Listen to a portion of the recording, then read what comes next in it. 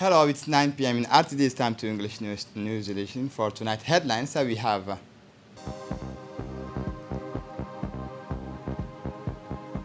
Djibouti has just been elected to the Peace and Security Council for a 3-year term.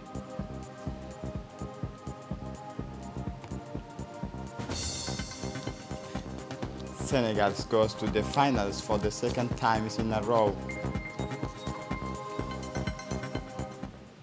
Welcome to our newsroom. Following the example of the other regions of the national territory, the ministerial delegation headed by the number 2 of the Republic of Djibouti, His Excellency Abdul Qadir Kamil Mohammed, made a course this morning to Obok, a historic city, as part of its tour to inquire about the effectiveness of the deconcentration services immediate in the inhabitant of the chief town of Obok, and the elders welcomed the Prime Ministers and his delegation were welcomed with great pomp by the local authorities and the population of Hayu mobilized on this occasion. The aim of this tower is for the interior region is to set up a platform likely to promote the actions of the state by bringing the administration closer to the citizens, as well as the participation of the economic actors in the development of the communities and to allow the participation of the civil society in the management of the public thing. The 40th ordinary session of the Executive Council of the African Union opened yesterday afternoon in the Addis Ababa. The Republic of Djibouti has just been elected today for a 3-year term in the Peace and Security Council of the African Union. The 40th ordinary session of the Executive Councils of the African Union opened yesterday afternoon in Addis Ababa. This election reflects the recognition that the continent gives to the diplomatic actions of our country on issues of peace and security on the continent. The role of the President of the Republic, Ismail Omar Guelleh, is particularly appreciated in the resolutions of the conflict in our region and beyond. Mahmoud Ali Yusuf, Minister of Foreign Affairs and International Cooperation, participated in the consultative meeting of the Arab League of Foreign Ministers held in Kuwait on January 13, 2022. The meeting is part of the periodic consultation meeting initially scheduled on February 2021 by the Arab League. The Arab Ministers of Foreign Affairs examined the various files that concern the region and discussed the most important issue on the Arab scene, namely the Palestinian cause, the situation in Lebanon, Libya, Syria, and Yemen. The meeting was an opportunity to exchange views on the development of joint Arab actions, especially in the face of the impact and consequences of the COVID-19 pandemic. In addition, and on the sidelines of his participation in the consultative meeting, Mr. Mohammed Ali Yusuf had a meeting with his counterpart, Sheikh Dr. Ahmed Nasser Al Mahmoud Al Sabah, Kuwaiti Minister of Foreign Affairs, about the consolidations of bilateral relations in the various files of cooperation of common interest. The minister was accompanied by the ambassador of Djibouti to Kuwait, Abdul Qadir Hussein Umar, the ambassador of Djibouti in Cairo, and permanent representative of Djibouti to the Arab League, Ahmed Ali Barre, and the deputy directors of the Arab Wall at the Ministry of Foreign Affairs, Ms. Hodan Musa Ahmed. The Ministry of Interior communicates that within the framework of the communal and regional elections of March 11, 2022, the Prefecture of Djibouti as well as the regional prefectures will be opened on Saturday, February 5 from 8 a.m. to noon. Under the instructions of the Minister of Health in applications of the pharmaceutical legislation, 3 teams of inspector from the General Inspectorate of Health Services and the Directorate of Medicines conducted several pharmaceutical inspections mission in private pharmacies installed in the capital from 25 to 31 January 2022.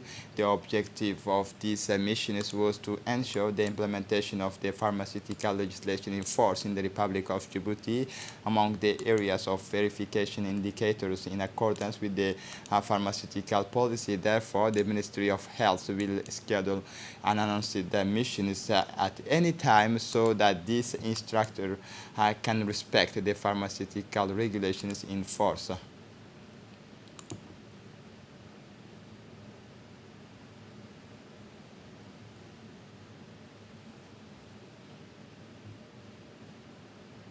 The sub-prefect of the 4th District, Mr. Awale Shide, in collaboration with the National Police, has proceeded this morning to dismantle the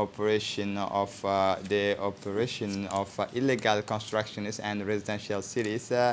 This initiative is part of the fight against illegal constructions in popular neighborhoods and residential cities. The sub-prefect of the 4th District began this operation of dismantling in the neighborhoods of Nasib City of the town of Balbala. And for illegal constructions, the sub-prefect of the 4th District stressed that the population must regularize themselves before starting the constructions of a residential area.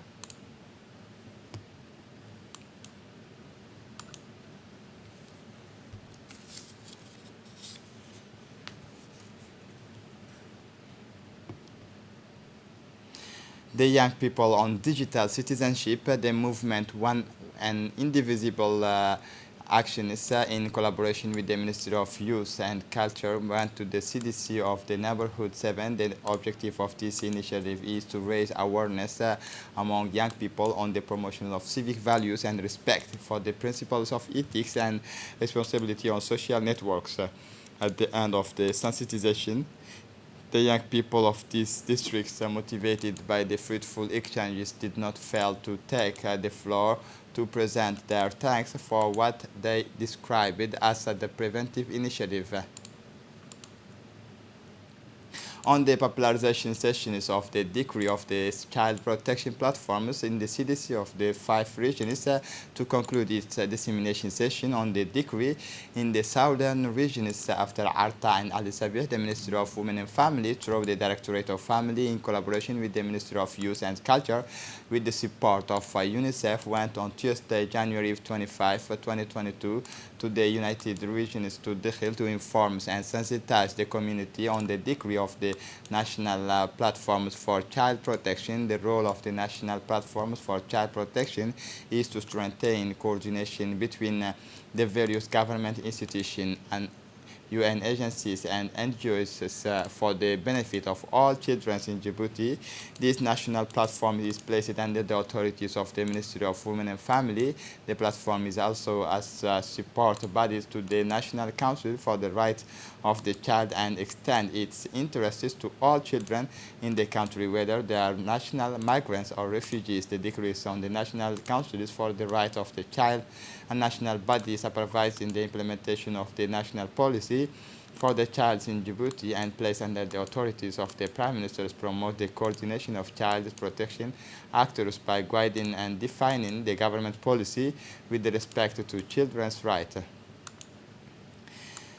The Regional Council of Ali Sabih hosted a meeting of the Regional Development Coordination Committee. This consultation framework, chaired by the Prefect of the region, Musa Adan Migane, and the President of the Regional Council, Omar Ahmed Wa'ais, brought together the elected officials of the Regional Council, the concentrated services, civil society, organizations, and representatives of sub-prefectures and localities. The objective of this two-day workshop was to ensure the prioritization of the investment in the framework of the preparations of the Regional Development Plan 2021-2025 of Ali Sabih. The various representatives of the CDCs therefore took advantage of these 2 days to discuss together the priorities of the region and ensure the planning of the investment in the regional councils for 5 years. They will meet against in a month to finalize and validate to the process. The elaborations of the was carried out with the support of the ministry in charge of decentralization and the ADIL program team support to decentralization and local initiatives. For the international scene, the cost to Afghanistan is also the economic collapses of the country, the need for humanitarian aid, and for mothers, it is preparing their daughters to live under a repressive regime. A human rights lawyer, Horia Musaddiq, is committed to this fight for the millions of girls, men, and women in the countries with no fair future. With the government now for practicing gender apartheid, the European Union provides humanitarian aid and highlights the struggle of these women, but these Afghan women expect more, Shahrazad Akbar, chairwoman of the Afghan Independent Human Rights Commission, is asking the 25 to continue the dialogue with all actors inside and outside the country. She wants to work to create a state where women can move around protest without the risks of being imprisoned, raped, and killed.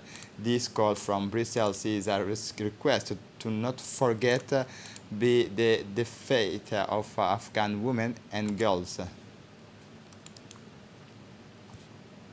And to close up this edition, Senegal will play its second consecutive CAN finals. The Lions have brilliantly dominated Burkina Faso Wednesday in Yaoundé, thanks to goals by Abdou Diallo, Idrissa Gana Gueye, and Sadio Mane.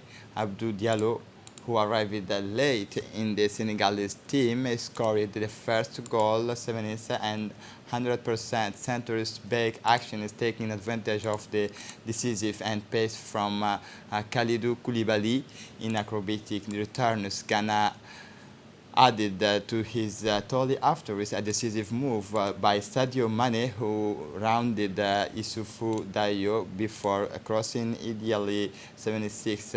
The Liverpool's and Senegal star punched his own tickets to the final with a delightful stinging ball. The countries, just as Burkina Faso were making their move, Kamou Mako, the coach, has just launched his stallions on the attacks, and his excellent Blade Toure had reduced the scores with his knees and the end of an action initiated by the Bertrand Traoré, this exciting second half of the game. This is it for the news. Thanks for watching us. Have a good evening.